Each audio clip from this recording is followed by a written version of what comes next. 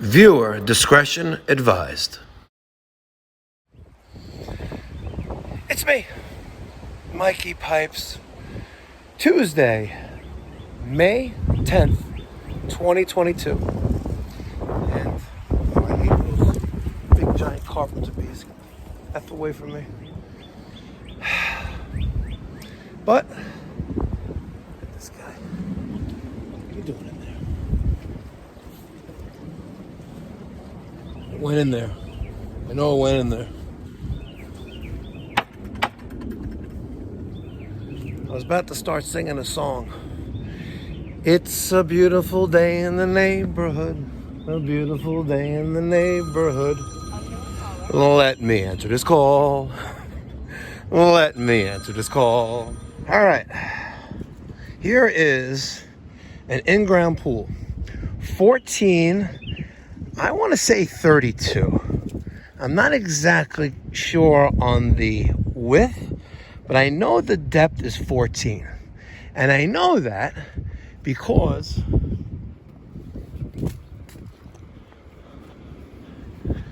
see those Bosch IDS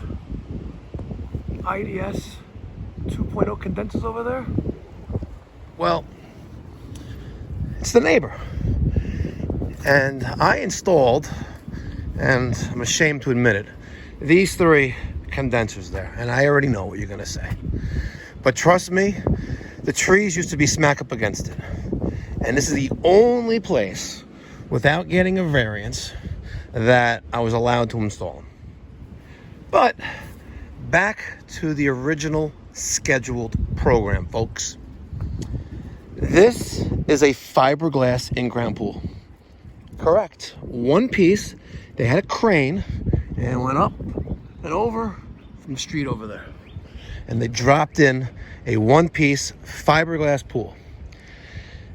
When the homeowner called last month that he had a problem with his pool heater,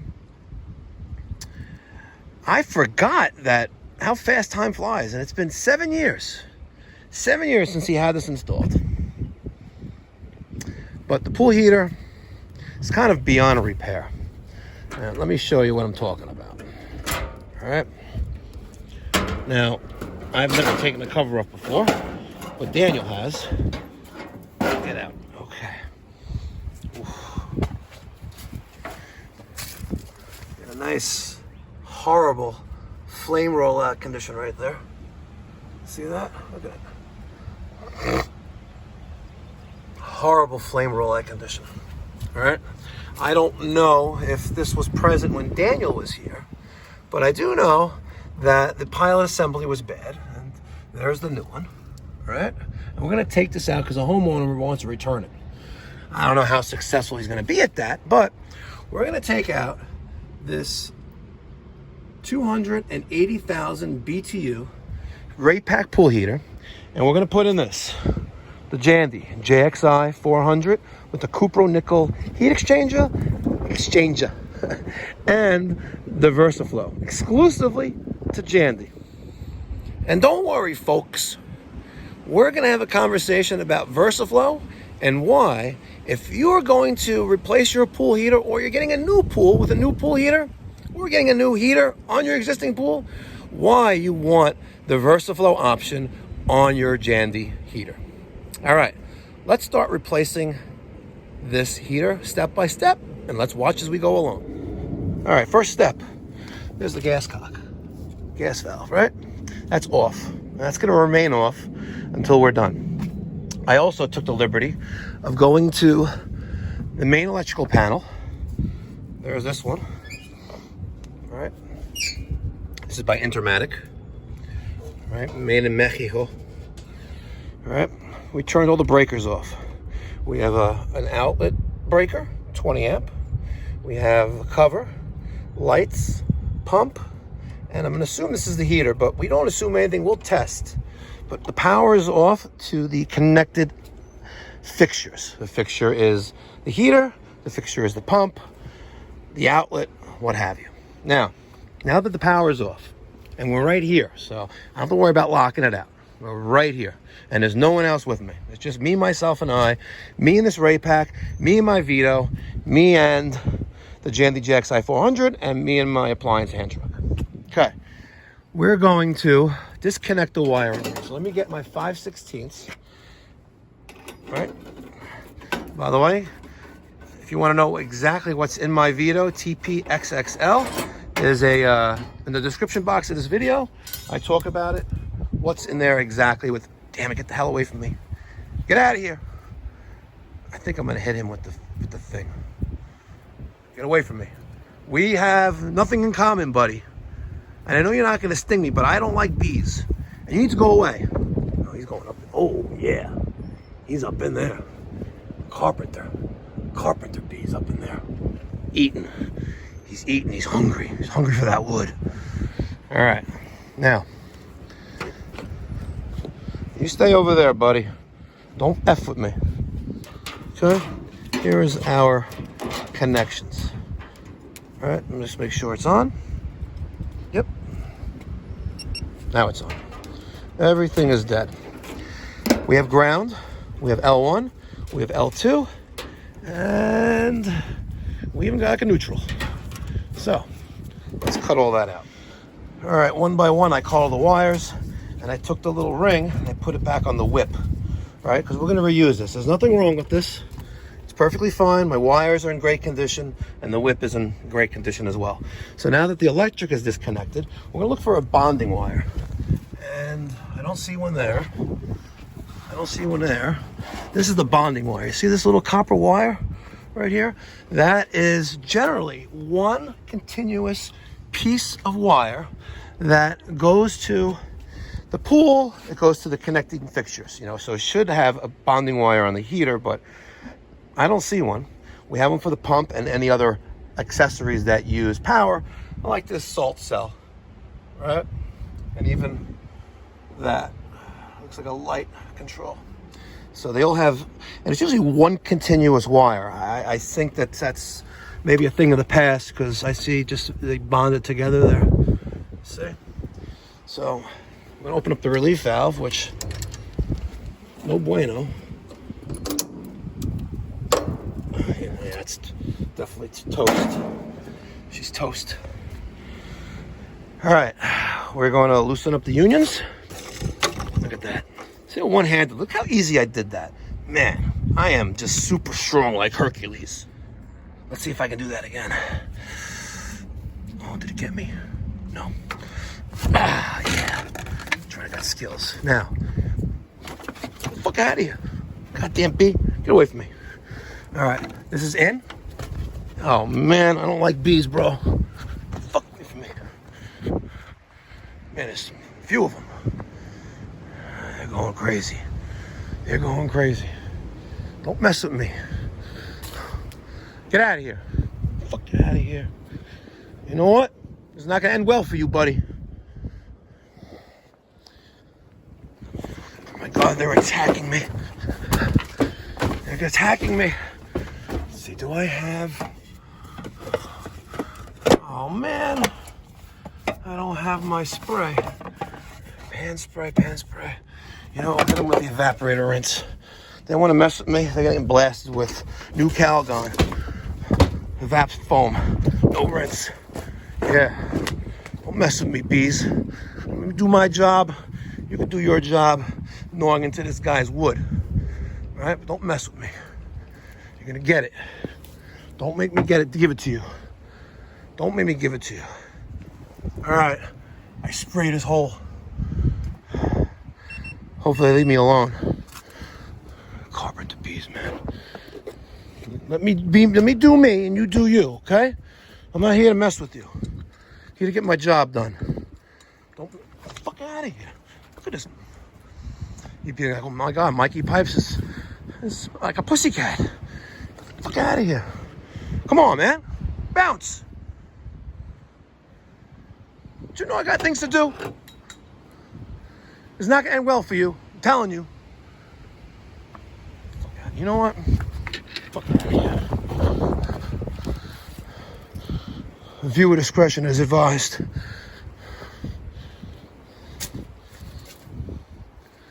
All right. Man, get the fuck out of here. Oh, man. guy doesn't want to resist. Give up, man. It's like we're infringing on his home, his territory. Looks like there's another one over there. Are they eating multiple spots in this hip in here? I don't know. Oh, man. All right. Let me see what I can do without getting stung here. All right. The old rate pack is in the truck. Here's the new one. And a couple things for consideration. Distances to combustible surfaces. This is a combustible surface. That's the exhaust. Now the exhaust is not going to burn wood, right? But we still need to have a certain distance off of that. So, page 8. Clearances. Combustible surfaces. Each heater face requires 6-inch clearance from combustible surfaces. Although it is not advisable, heater base can be placed on a combustible surface for operation. However, do not install the heater on carpet. So we're going to push the heater back a few more inches. I want to be just 6 inches away from this gas piping. Not a concern, but I want to be further away from that. And I'll have more than 6 inches of clearance from this fence.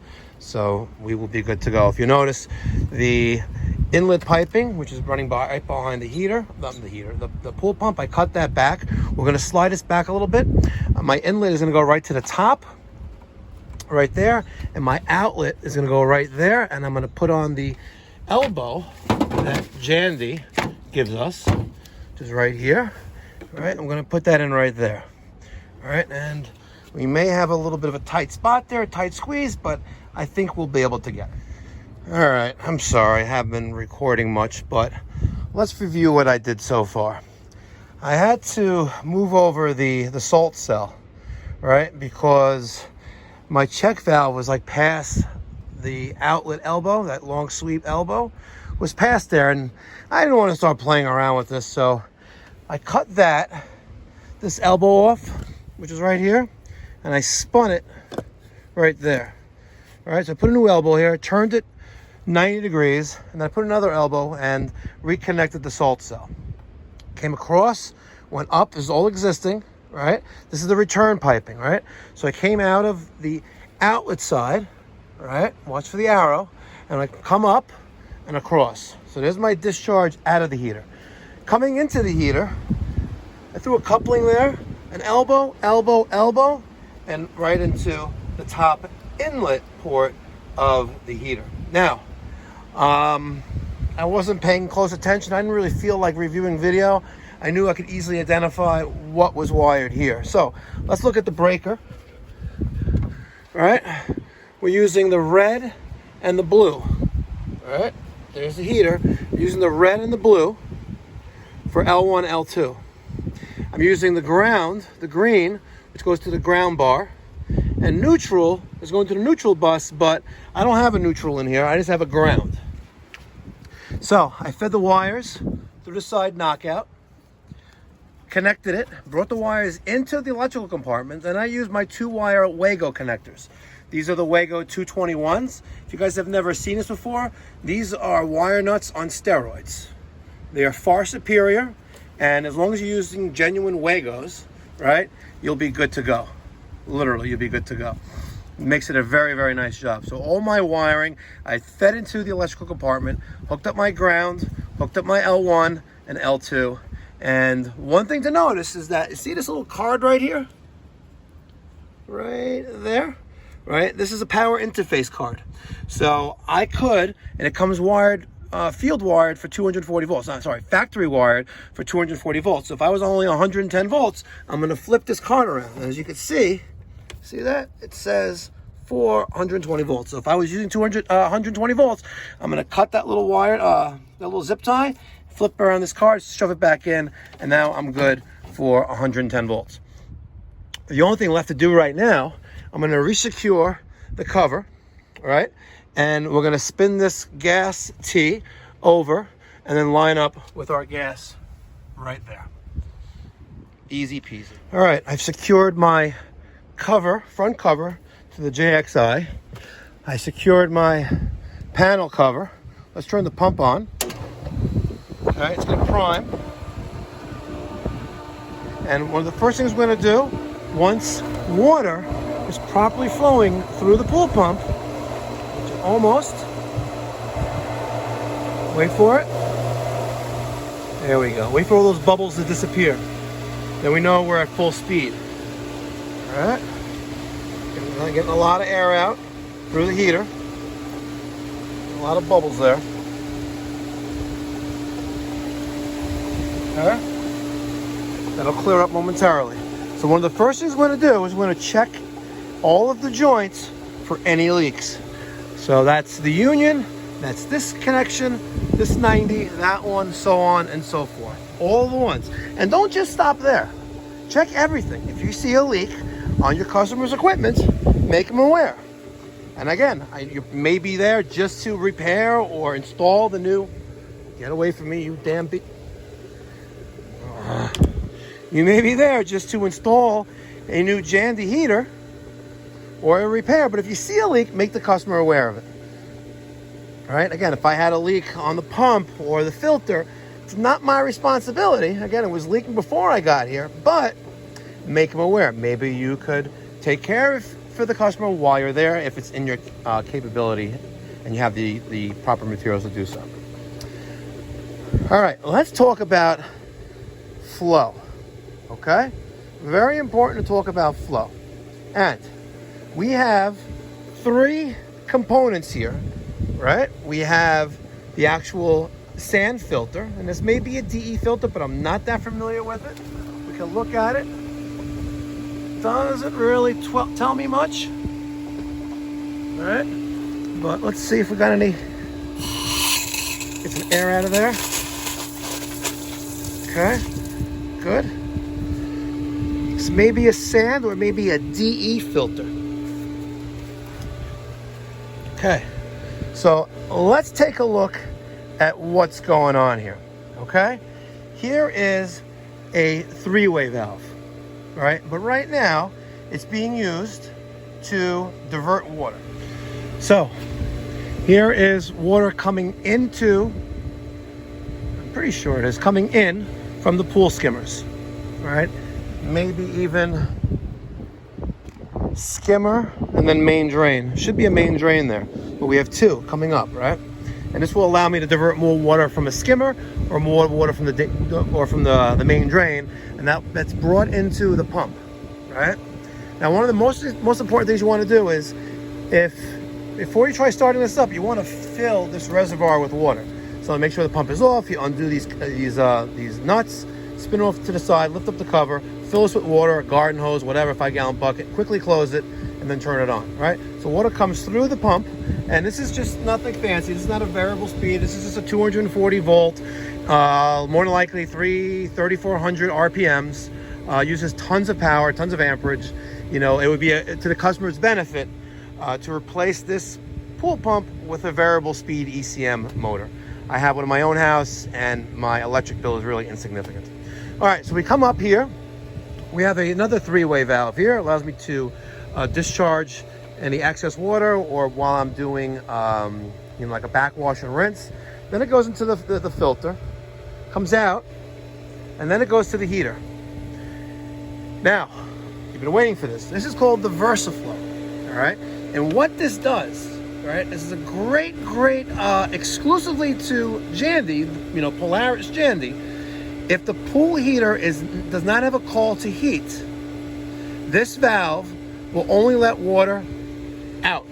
It'll take the water in right here, but it's not going to let the water go into the heat exchanger. It's going to stop it, it's going to close and divert the water back out, right? Therefore, prolonging the life expectancy of the heater, the heat exchanger, you know, is the primary component. So if you have less flow through this, which means less wear and tear, you should get more enjoyable years of service out of it, okay? So we come out, check valve, comes across, and there's my salt cell, which works with the salt generator, and technically this would be a salt pool.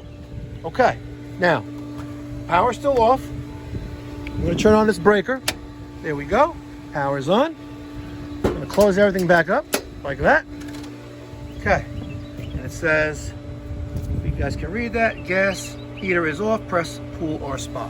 If I press pool or spa, you heard that click? That was the Versaflow. All right. Now, one thing that this original heater was lacking was bonding, the electrical grounding of the pool heater. I don't know about you, but if this is my pool, I would make sure that my heater and all the other pool equipment was properly bonded. I reached out to my electrician buddy. He's going to reach out to the customer. I already told the customer, hey, listen, you know, your old heater wasn't bonded. This one really needs to be. I am not qualified to do that. Here's a number for an electrician, or I can have him call you. And he's like, oh, please, thank you. I didn't know. So again, it's to your benefit to strengthen relationships with your customers. The more they know, the better educated decision they can make. And plus, it makes you look like a superstar. All right, I'm going to turn that back off. The only thing left to do is a little bit of gas piping. That's it for me for right now. I have another appointment at 12, and it's 10 to 12 right now. The guys will come here and finish up the gas. Thank you so much for watching. Hope you enjoyed. Be well. God bless. Stay safe.